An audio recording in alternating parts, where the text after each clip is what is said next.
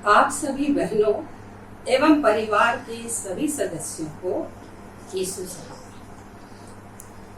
आइए आज हम आज की आराधना आरंभ करते हुए प्रार्थना करें।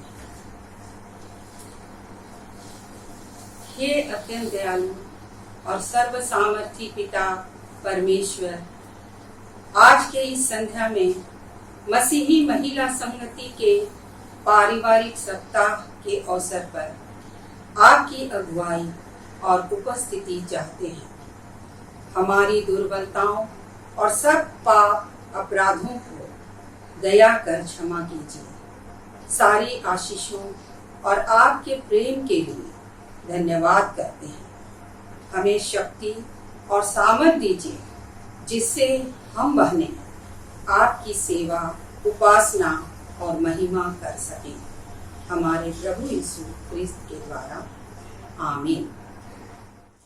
गीत संख्या 181 181।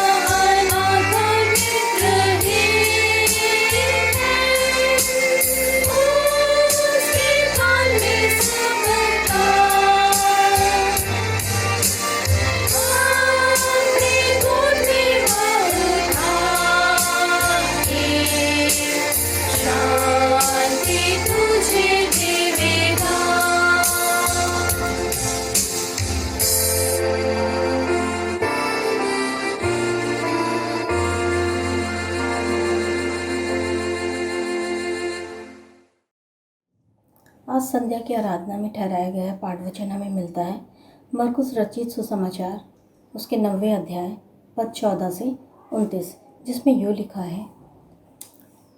जब वह चेलों के पास आया तो देखा कि उसके चारों ओर बड़ी भीड़ लगी है और शास्त्री उनके साथ विवाद कर रहे हैं।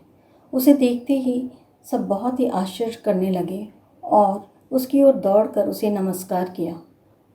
उसने उनसे पूछा, तुम इनसे क्या विवाद कर रहे हो? भीड़ में से एक ने उसे उत्तर दिया, हे गुरु, मैं अपने पुत्र को, जिसमें गूंगी आत्मा समाई है, तेरे पास लाया था। जहाँ कहीं वह उसे पकड़ती है वहीं पटक देती है और वह मुंह से फेन बरलाता और दांत पीसता और सूखता जाता है। मैंने तेरे चेले से कहा कि वे उसे निकाल दे, परंतु वे निकाल ना सके। यह सुनकर उसने उनको उत्तर देते कहा, हे अविश्वासी लोगों, मैं कब तक तुम्हारे साथ रहूँगा और कब तक तुम्हारी सहूँगा। उसे मेरे पास लाओ। तब वे उसे उनके पास ले आए, और जब उसने उसे देखा तो उस आत्मा ने तुरंत उसे मरोड़ा और वह भूमि पर गिरा और मुंह से फेन बहाते हुए लौटने लगा। उसने उसके पिता से पूछा, इसकी यह दशा कब से है? उसने कहा, बचपन से।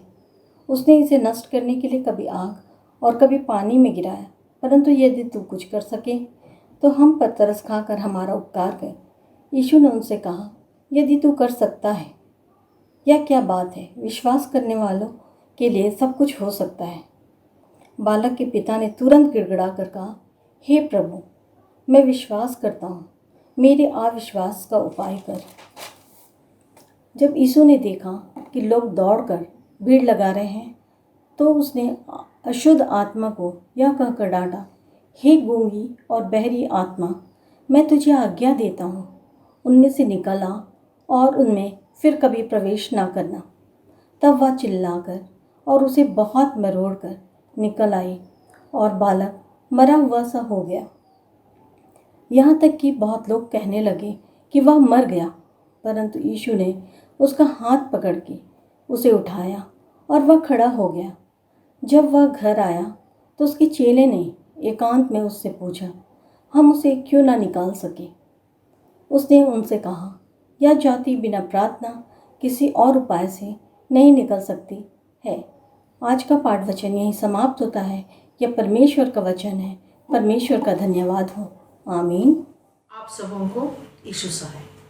आइए वचन में जाने से पहले हम परमेश्वर से प्रार्थना करें। हे पिता परमेश्वर, हम आपका धन्यवाद करते हैं कि अपने यह सुंदर अवसर हमें दिया है कि हम सब पारिवारिक सप्ताह मना पा रहे हैं। अनुग्रहकारी प्रेमी पिता, इस समय तो अपनी पवित्र आत्मा की अगुवाई प्रदान कर, अपनी आशीष से हम सबों को भर दे। तू अपने वचनों को मेरे मुख में भर, मैं नहीं परंतु मुझ में होकर बोल, ताकि यह वचन जो बोया जाएगा वह 100 गुना फलवंत होने पाए। हमारे प्रभु यीशु ख्रिस्त के द्वारा, आमीन।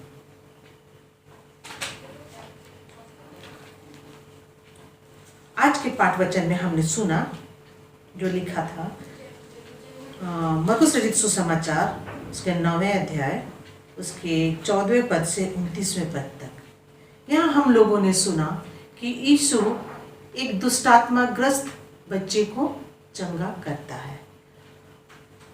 वह बालक जिसे बचपन से ही दुष्टात्मा ने जकड़ रखा था, वो बचपन से ही बहुत ही परेशान स्थिति में था, बहुत ही क्लेशित अवस्था में था, और उसका पिता अपने पुत्र को इस स्थिति में देखकर बहुत ही क्लेशित और दुखित रहता था। और वो दुष्टात्मा जो थी वो बालक को जहाँ तहाँ कहीं भी और किसी भी समय उसे भूमि पर पटक देती थी। उसके मुंह से फेन आता था, वह दांत पीसता था और अब स्वयं को नुकसान पहुंचाता था, स्वयं को चोटिल करता था और स्वयं को घायल करता था। ऐसी स्थिति देखकर उस परिवार की क्या स्थिति होती होगी, उस पिता की क्या स्थिति होती होगी, ये हम नहीं समझ सकते हैं। केवल उस परिवार के लोग ही समझ सकते हैं। आज भी अगर हम महसूस करें तो अपने परिवार में यदि किसी भी व्यक्ति को कोई रोग, दुख या तकलीफ हो तो पूरा परिवार उससे चिंतित हो जाता है, पूरा परिवार परेशानियों में घिर जाता है और यह चाहता है कि जल्द से जल्द वह सदस्य चंगाई को प्राप्त करे या जल्द से जल्द स्वस्थ हो जाए, ताकि सारा परिवार खुशहाल रहे। तो उस पिता की क्या स्थिति होती होगी। और हम देखते हैं 9वें अध्याय का 20वें पद में अगर हम देखेंगे तो वो पिता भी जो था वो यीशु के आश्चर्य कर्मों के बारे में सुन रखा था। वो जानता था कि यीशु बड़े बड़े आश्चर्य कर्म करते हैं। और यही सोच करके वो अपने पुत्र को यीशु के पास लाया। और जैसे लिखा है 20वें पद में, तब वे उसे उसके पास ले आए और जब उसने उसे देखा तो उस आत्मा ने तुरंत उसे मरोड़ा और वह भूमि पर गिरा और मुंह से फेन बहाते हुए लौटने लगा। यहाँ पर जब यीशु को दुष्ट आत्मा ने देखा, जब बालक को यीशु के पास लाया गया, दुष्ट आत्मा ने जब यीशु को देखा तो तुरंत ही उस बालक को वो भूमि पर पटक दिया। वह भूमि में पटक कर उसे मरोड़ने लगा, उसके मुंह से फेन आने लगी और उसे बहुत ही तकलीफ होने लगा। और यह देखकर यीशु ने उसके पिता से पूछा, 21वें पद में लिखा है, यीशु ने उसके पिता से पूछा, इसकी यह दशा कब से है? इसकी यह दशा कब से है? ये ऐसी स्थिति कब से है? ऐसी बीमारी कब से है? तो उसके पिता ने कहा, बचपन से। इसने इसे नष्ट करने के लिए कभी आग, कभी पानी में गिराया। वो पिता बताता है कि दुष्ट आत्मा ने इसे नष्ट करने के लिए, इसे विनाश करने के लिए कभी आग में तो कभी पानी में गिराया। और यहाँ फिर उस पिता कहता है, यीशु से कहता है, परंतु यदि तू कुछ कर सके तो हम पर तरस खाकर हमारा उपकार कर। यहाँ पर परंतु यदि शब्द का प्रयोग किया गया है। यहाँ पर यदि शब्द आया है इस पद में। ये जो यदि शब्द है ये संदेह, शंका या अविश्वासी मन को दर्शाता है। ये हमारे संदेह को प्रकट करता है। यदि शब्द जो है इसमें अविश्वासपन झलकता है। यहाँ पर लिखता है, तुरंत यीशु ने क्या कहता है? यीशु ने कहा, यदि तू कर सकता है यह क्या बात है? यदि तू कर सकता है ये क्या बात है? ये तुम किस प्रकार की बातें कह रहे हो? यदि कर सकता है, विश्वास करने वाले के लिए सब कुछ हो सकता है। यदि तुम विश्वास करते हो तो ये सब कुछ संभव हो सकता है। यह विश्वास की परख के बारे में हम जानते हैं। यह विश्वास हमारा विश्वास कितना है। यहाँ पर इंसान का अविश्वासी मन जो है भलाई को नष्ट कर देता है। इंसान का अविश्वासी मन भलाई को नष्ट कर देता है, लेकिन विश्वास करने वालों के लिए कुछ भी असंभव नहीं है। और यदि हम उदाहरण के तौर में देखें तो मत्ती रचित सुसमाचार 9वें अध्याय का 22 से 29 पद में अगर हम पढ़ते हैं तो इसमें एक 12 वर्ष से लहू बहने का रोग जिस स्त्री को था उसके बारे में हम पाते हैं। वह स्त्री जिसे 12 वर्ष से लहू बहने का रोग था, उसने भी कई प्रकार की दवाइयाँ खाई होंगी, कई हाकिमों को, वैद्यों को दिखाया होगा और विभिन्न प्रकार के लोगों के पास अपना इलाज के पास गई होगी, लेकिन उसका रोग चंगा नहीं हो पाया, वो ठीक नहीं हो पाई। उसने भी यीशु के बारे में सुन रखा था, वो यीशु के पास जाना चाहती थी, लेकिन भीड़ तक वो नहीं पहुंच सकती थी। लेकिन उसके मन में एक विश्वास था कि यदि मैं उसके वस्त्र को छू लूंगी तो बिल्कुल ही चंगी हो जाऊंगी। और उस भीड़ में से सचमुच उस स्त्री ने यीशु के वस्त्र को ही छू लिया और तुरंत वह स्त्री चंगी हो गई। उसके विश्वास ने उसे चंगा कर दिया। उसका विश्वास इतना मजबूत था कि उसका विश्वास ने उसके वस्त्र को छू लेने से ही वो चंगी हो गई। सचमुच उसका विश्वास बहुत बड़ा था। उसके विश्वास ने उसे चंगा किया। यहाँ पर मत्ती 21 का 22 में हम पाते हैं, यहाँ यह लिखा हुआ है कि जो कुछ तुम प्रार्थना से में विश्वास से मांगोगे वह सब तुमको मिलेगा। यानी कि प्रार्थना में यदि हम विश्वास से कुछ भी मांगते हैं तो हमें जरूर मिलता है। वो परमेश्वर जो है हमें लज्जित नहीं करता, वरन हमारा विश्वास होना चाहिए। हमारा विश्वास स्थिर और सबल होना चाहिए।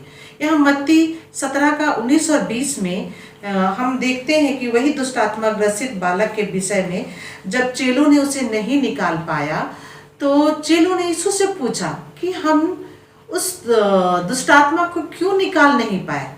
तो यीशु ने क्या कहा, यहाँ पर 17वां अध्याय के 20वें में लिखा हुआ है, यीशु ने उनसे कहा, अपने विश्वास की घटी के कारण तुम में विश्वास की कमी है। अगर विश्वास होता तो तुम जरूर दुष्ट आत्मा से ग्रसित बच्चे को चंगाई प्रदान कर सकते थे, लेकिन तुम्हारे मनों में विश्वास की घटी है।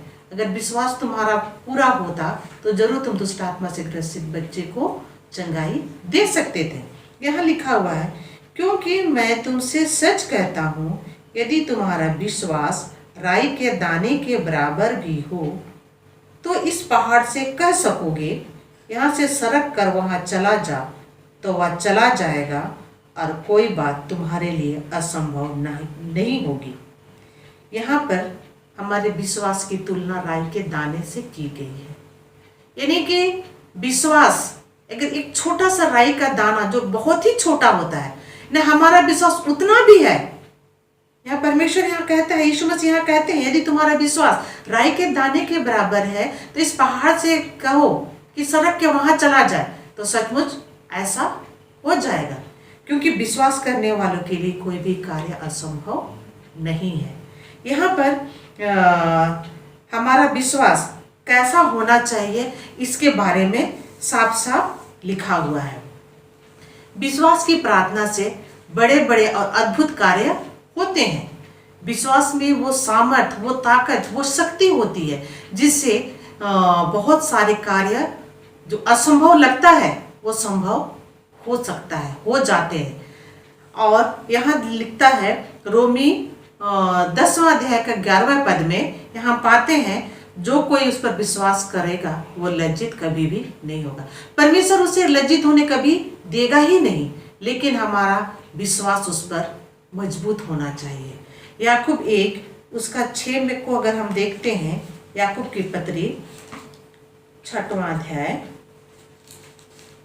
पहला अध्याय उसका 6वें पद में हम देखते हैं, पर विश्वास से मांगे और कुछ संदेह ना करे, क्योंकि संदेह करने वाला समुद्र की लहर के समान है, जो हवा से बहती और उछलती है। यहाँ पर फिर कहता है कि विश्वास से मांगना है, विश्वास से मांगना है और उसमें कुछ भी संदेह नहीं करना है। हमें यदि, किंतु, परंतु ये सब की विश्वास में कोई जगह नहीं है। विश्वास में अगर हम मांगते हैं और उसमें कुछ भी संदेह नहीं करते हैं तो हमारा हर एक कार्य संभव हो सकता है। यहाँ पर संदेह करने वाले की तुलना समुद्र के लहर के साथ की गई है। समुद्र की लहर के समान होती है। अविश्वासियों का जो तुलना है ये समुद्र की लहर से की गई है, जो हवा से बहती और उछलती है। यानी कि हमारा जो अविश्वासी मन जो है ये समुद्र के लहर के समान होती है, जो हवा से कहीं भी बहती और उछलती रहती है। यदि हम अपनी प्रार्थना का जवाब चाहते हैं तो हम विश्वास जरूर करें। और इब्रानी 11 उसका 6वां वचन में हम पाते हैं, और विश्वास बिना उसे प्रसन्न करना अनहोना है, क्योंकि परमेश्वर के पास आने वाले को विश्वास करना चाहिए कि वह है और अपने खोजने वाले को प्रतिफल देता है। विश्वास बिना उसे प्रसन्न करना अनहोना है। यानी परमेश्वर को बिना विश्वास के हम परमेश्वर को प्रसन्न नहीं कर सकते, कदापि नहीं कर सकते हैं, किसी भी कीमत पर हम नहीं कर सकते। यदि हमारा विश्वास नहीं है तो हम परमेश्वर को प्रसन्न नहीं कर सकते हैं, क्योंकि परमेश्वर के पास आने वाले को विश्वास करना चाहिए। जो परमेश्वर के पास आते हैं उसे परमेश्वर पर विश्वास और भरोसा रखना चाहिए कि वह है, वह जीवता खुदा है, वह जीवित परमेश्वर है और अपने खोजने वाले को प्रतिफल देता है। अपने खोजने वाले को कभी निराश नहीं करता है, वो प्रतिफल देता, वो इनाम देता है।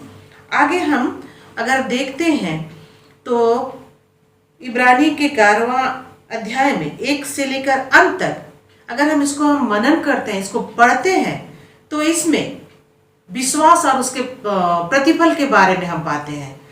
और इब्रानी 3 उसका 12वें पद में अगर हम देखते हैं तो यहाँ पर हमें परमेश्वर सचेत करते हैं, यहाँ हमें परमेश्वर सावधान करते हैं। यहाँ लिखा हुआ है, हे भाइयों चौकस रहो कि तुम में ऐसा बुरा और अविश्वासी मन ना हो जो तुम्हें जीवते परमेश्वर से दूर हटा ले। यहाँ हमें परमेश्वर जो है सावधान करते हैं तुम में ऐसा बुरा और अविश्वासी मन ना हो। यहाँ अविश्वासी मन अगर हमारे पास है तो हमें हमारे जीवते परमेश्वर से हम दूर हो जाते हैं। जो परमेश्वर जो हमसे दूर चला जाता है और परमेश्वर के नजदीक हम नहीं आ सकते हैं। और वहां पर सचेत करने के लिए स्पष्ट लिखा हुआ है कि तुम्हें अविश्वासी मन ना हो जो तुम्हें जीवते परमेश्वर से दूर हटा ले। यानी अगर हम परमेश्वर पर विश्वास करते हैं, यदि परमेश्वर के नजदीक आना चाहते हैं तो हमें उस पर विश्वास करना अनिवार्य है। यहाँ पर परमेश्वर पर जो लोग विश्वास करते हैं और जो परमेश्वर के लोग कहलाए जाते हैं उनके विश्वास के संबंध में स्पष्ट चेतावनी दी गई है।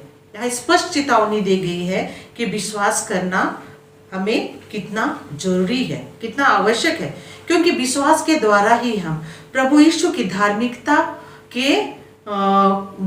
को प्राप्त कर सकते हैं। विश्वास के द्वारा ही हम प्रभु यीशु की धार्मिकता को प्राप्त करते हैं और अनंत जीवन के धार्मिक वारिस घोषित किए जाते हैं। यदि हमें अनंत जीवन के धार्मिक वारिस बनना है, अनंत जीवन का धार्मिक वारिस बनना है और यीशु मसीह के वारिस बनना है तो हमें उसमें विश्वास करना जरूरी है।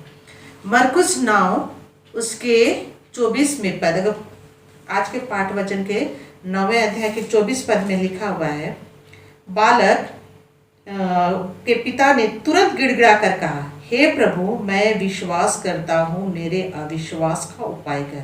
जब यीशु ने उससे कहा, यदि तू कर सकता है, यह क्या बात है, विश्वास करने वाले के लिए सब कुछ हो सकता है। जैसे ही यीशु ने ये शब्द कहा तो बालक के पिता ने तुरंत गिड़गिड़ा कर कहा, तुरंत ही उससे दया की, तुरंत ही याचना की, तुरंत ही प्रार्थना की, हे प्रभु मैं विश्वास करता हूँ, मेरे अविश्वास का उपाय कर।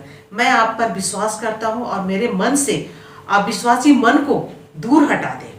और यहाँ हम देखते हैं वह पिता जो है, वह व्यक्ति जो है तुरंत अपनी कमजोरियों को पहचान जाता है, तुरंत अपनी अविश्वासी मन को पहचान जाता है और तुरंत गिड़गिड़ा कर वो कहता है कि मेरे अविश्वास मन का उपाय कर। और यीशु ने उनकी दोनों प्रार्थनाओं को सुना, दोनों प्रार्थनाओं का जवाब दिया। और जवाब किस तरह दिया? उसने उसके बालक को, उसके पुत्र को चंगा किया और उसके अविश्वासी मन को दूर किया। ये है हमारा विश्वास। ये जो विश्वास है वर्तमान समय में हम प्रभु यीशु के व्यक्तित्व एवं उसके कार्यों पर विश्वास करते हैं, उसके जीवित होने पर विश्वास करते हैं। हम पवित्र शास्त्र की लिखी हुई बातों पर विश्वास करते हैं, क्योंकि पवित्र शास्त्र की एक एक बात सत्य है और उसमें कुछ भी झूठा नहीं है। और हम जो भी परमेश्वर ने हम पर प्रकाशित किया है हम उस पर विश्वास करते हैं। आज जब हम कोरोना महामारी के कारण सभी अपने अपने परिवार में पारिवारिक सप्ताह मना रहे हैं तो हम परमेश्वर का धन्यवाद देना चाहिए। उसने ये हमें अवसर दिया है कि हम अपने परिवार के साथ संगति करने पाए, अपने परिवार के साथ आराधना करने पाए, अपने परिवार के साथ स्तुति करने पाए।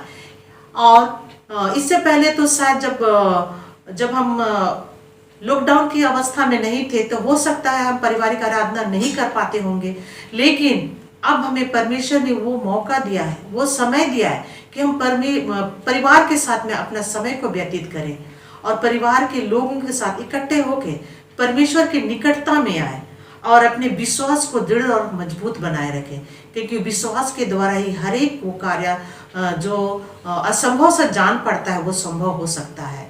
वो विश्वास से मांगने वाले वो कभी लज्जित नहीं करता है। विश्वास से यदि हम मांगते हैं तो वो हमारे मांगों को जरूर पूरा करता है। यहाँ पर हम अंतिम पद में अगर हम देखते हैं रोमी 10 और 11वें पद में यहाँ लिखा हुआ है, क्योंकि धार्मिकता के लिए मन से विश्वास किया जाता है और उद्धार के लिए मुंह से अंगीकार किया जाता है। यदि हम धार्मिकता की ओर चलते हैं, यदि हम धार्मिकता के मार्ग पर कदम बढ़ाते हैं तो मन से विश्वास करें, मन से विश्वास करें और मुंह से अंगीकार करें। और यहाँ 11वें पद में लिखा है, क्योंकि पवित्र शास्त्र यह कहता है, जो कोई उस पर विश्वास करेगा वह लज्जित नहीं होगा। यहाँ यह वचन साफ साफ कहता है, जो विश्वास करेगा उसे परमेश्वर कभी भी लज्जित होने नहीं देगा। इसके लिए हमें मन से विश्वास करना है और मुंह से अंगीकार करना है। हमारा विश्वास राई के दाने के बराबर भी यदि है तो हम परमेश्वर के निकटता में आ सकते हैं। आइए हम परमेश्वर का धन्यवाद दें कि उसने इस वचन में हम सबों की अगुवाई की है। आइए हम प्रार्थना करें। धन्यवाद प्रेमी पिता परमेश्वर, वचन में अगुवाई करने के लिए। पिता परमेश्वर, तू सदा हम सबों के साथ रहिए और हमारे विश्वास को फलवंत बनाइए हमारे प्रभु यीशु ख्रिस्त के द्वारा, आमीन। आइए प्रेरितों का विश्वास वचन एक साथ कहें। मैं सर्वशक्तिमान पिता, स्वर्ग और पृथ्वी के सृष्टिकर्ता परमेश्वर पर विश्वास करती हूँ। मैं उसके इकलौते पुत्र हमारे प्रभु यीशु ख्रिस्त पर विश्वास करती हूँ। वह पवित्र आत्मा के सामर्थ्य से गर्भ में आया और कुमारी मरियम से जन्मा। उसने पोंतुस पिलातुस के शासन में दुख भोगा।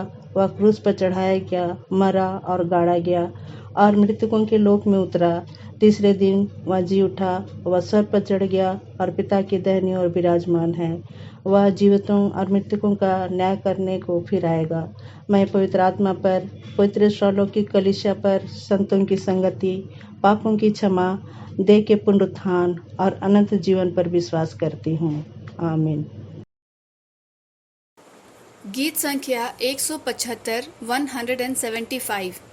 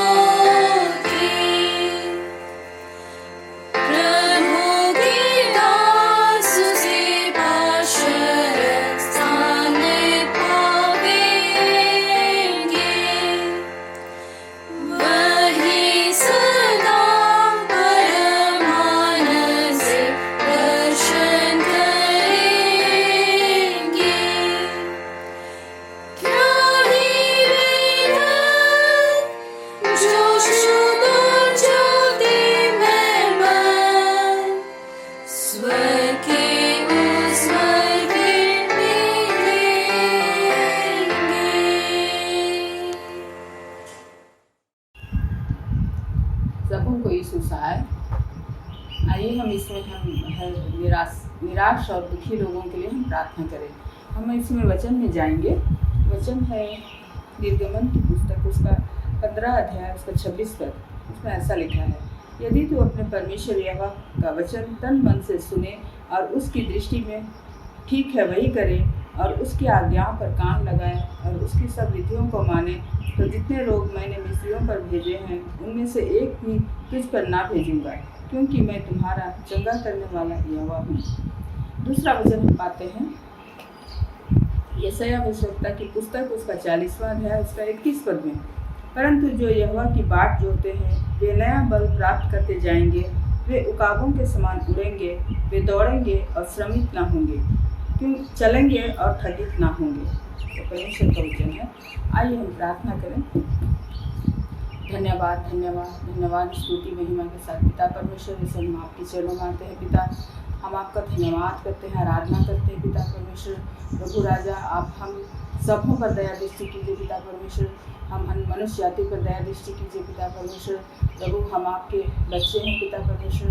प्रभु पिता परमेश्वर, आप महान हैं, आप दयालु हैं, राजाओं के राजा, प्रभुओं के प्रभु, वैदों के वैद हैं पिता परमेश्वर। चंगा करने वाले यहोवा राफा परमेश्वर आप हैं, उपाय करने वाला यहोवा यीरे परमेश्वर आप हैं। हे पवित्र पिता परमेश्वर, हम आपके चरणों में आते हैं पिता।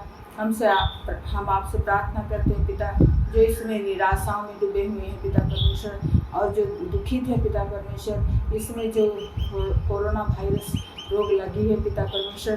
प्रभु, जितने माता पिता भाई बहन बच्चे जिन्हें ये बीमारी है पिता परमेश्वर, प्रभु उन पर दया कीजिए पिता परमेश्वर। हर एक के पापों की क्षमा करते हुए पिता परमेश्वर, उनके रोगों की चंगा कीजिए पिता परमेश्वर।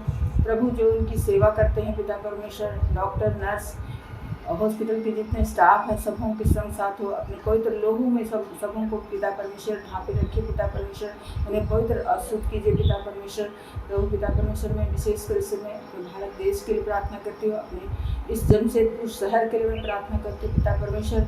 प्रभु, आपने हम सबों को भला चंगा रखा है, ये आपकी दया है, ये आपकी कृपा है पिता परमेश्वर। प्रभु राजा, आपकी स्तुति आपकी महिमा है पिता परमेश्वर।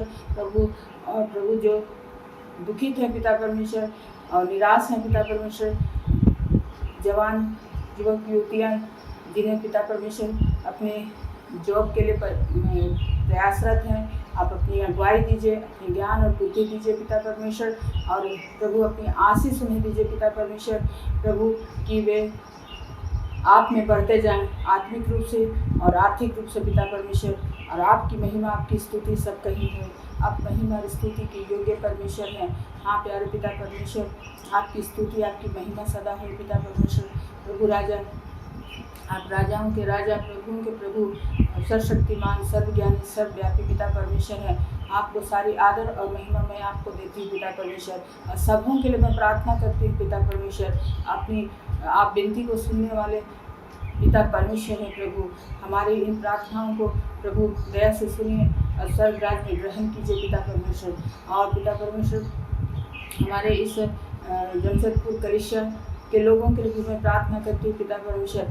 प्रभु, इस लॉकडाउन के समय में पिता परमेश्वर, हर एक को पिता परमेश्वर आपने अपना मंदिर बनाया है। प्रभु, हर एक के मनों को शुद्ध कीजिए और पवित्र कीजिए पिता परमेश्वर, ताकि हम आप में आगे बढ़ते जाएं। और पिता परमेश्वर, आपकी स्तुति और आपकी महिमा सदा होते रहे। हाँ प्यारे पिता परमेश्वर, आप हमारे प्रार्थनाओं को सुनने वाले परमेश्वर हैं, हमारे दृढ़ स्थान है, हमारे दृढ़ गढ़ है पिता परमेश्वर। आपने कहा है, इधर उधर मत ताक, मैं तेरा शरण स्थान हूँ। हाँ पिता परमेश्वर, हम अपनी आँखें आपकी ओर लगाते हैं।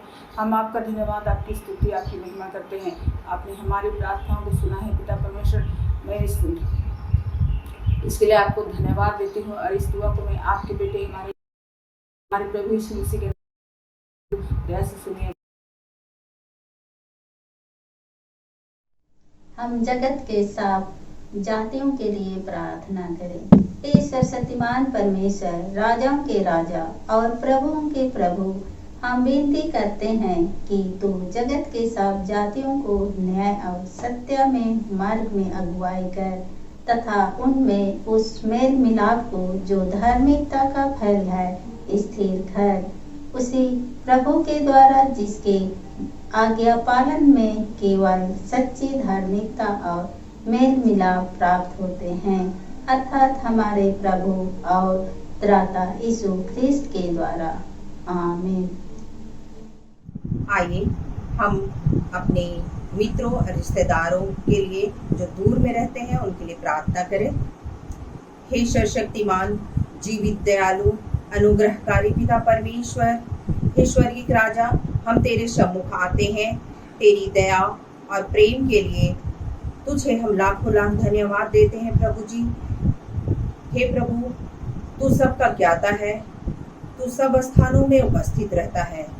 हम दूर में रहने वाले अपने मित्रों और रिश्तेदारों के लिए खासकर इस YouTube के माध्यम से प्रार्थना करते हैं। तू हर प्रकार की बीमारियों, दुर्घटना, जोखिम, आफत, अचानक मृत्यु से उन्हें बचाए रखना। तो उनकी सुधि लेना प्रभु जी, और उन्हें अच्छी सेहत प्रदान करना। दूर में रह कर के भी वे तेरी महिमा करने पाए, वचनों को पढ़े, उसके अनुसार चलने पाए और तेरी महिमा के गीतों को गाने पाए। आपके लिए कोई भी काम असंभव नहीं है। आप उन्हें तमाम परेशानियों से निजात दिलाइए, हर संकट से बचाए रखिए, उनकी हर जरूरतों को पूरा करिए, उन्हें जो आवश्यक है उन्हें प्रदान कीजिए, उनकी चिंताओं को दूर करिए प्रभु जी। उनकी नौकरी और काम धंधों में तो आशीष और बरकत को दीजिए खुदावंद। उनके बाल बच्चों की पढ़ाई लिखाई में भी आशीष दीजिए। तो उन्हें हर तरह से बलवंत रख, अपने बलवंत हाथों में तो उन्हें सुरक्षित रख। जीवन का वरदान से आशीषित करना प्रभु जी। अपने पुत्र यीशु मसीह के शुद्ध लहू का छिड़काव कर हर एक प्रकार की जो भी शैतानी ताकत है उनसे बचाए रखना। हर एक तेरे प्रेम में बढ़ने पाए और शैतान के छल बल और इस पापी दुनिया के चकाचौंध से बचाए रखना प्रभु जी। हर एक जीव तेरे नाम की महिमा स्तुति का गान करने पाए, तेरी जय जयकार करने पाए, और सारा आदर गौरव महिमा आप ही को देते हैं प्रभु जी। तेरे सामर्थी नाम से हर एक को तू बचाए रखिए प्रभु जी। इस छोटी सी दुआ तेरे ही पुत्र यीशु मसीह के नाम से मांगते हैं, आमीन। गीत संख्या 223 223।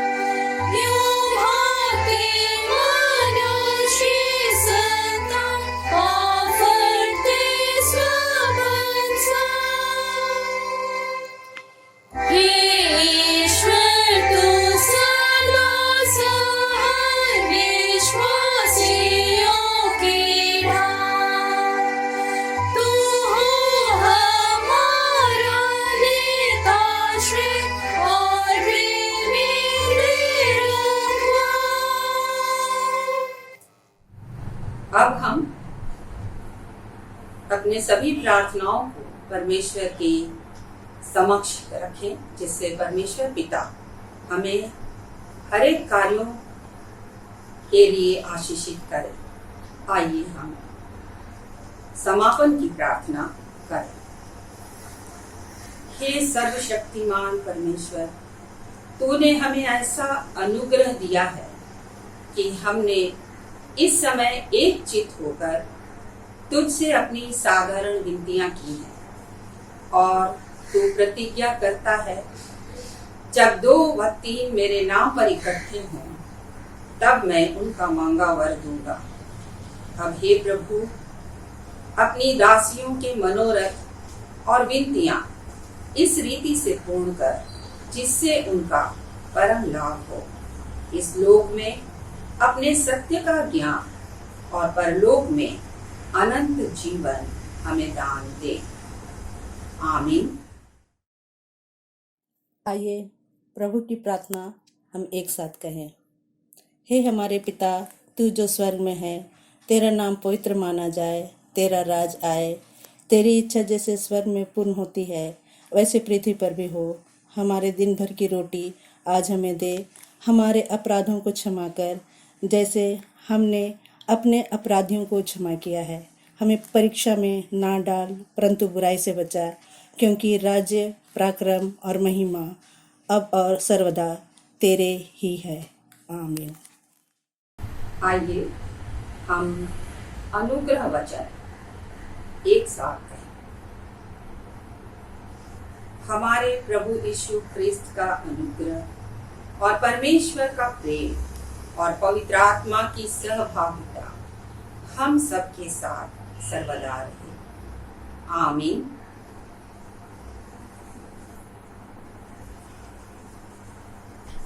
यीशु